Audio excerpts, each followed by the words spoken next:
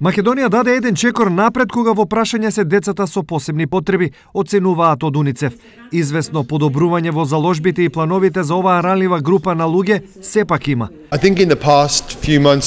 последните неколку месеци има напори, но не се неопходни напори само од страна на владата, туку од страна на целото општество, на сите луѓе. Така што одговорот е имаме напредок. Но тоа е еден процес, не може се да се постигне во еден ден.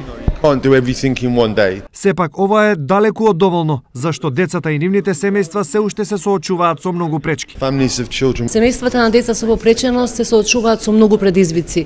Тука се предизвиците за рано идентификување на попреченост кај децата, опфат во образование, обезбедување заштита и социјални услуги.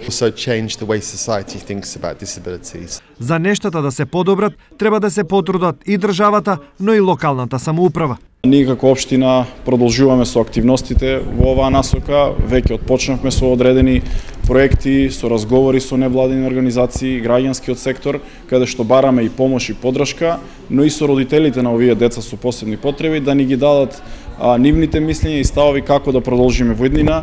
Во оваа насока Денес Штип беше домаќин на фестивалот Караван за детство без пречки, реализиран во соработка со УНИЦЕФ. Во склоп на него беа прикажани анимирани и краткометражни филмови за деца, а крајна цел е да се ослободи потенцијалот на секое дете.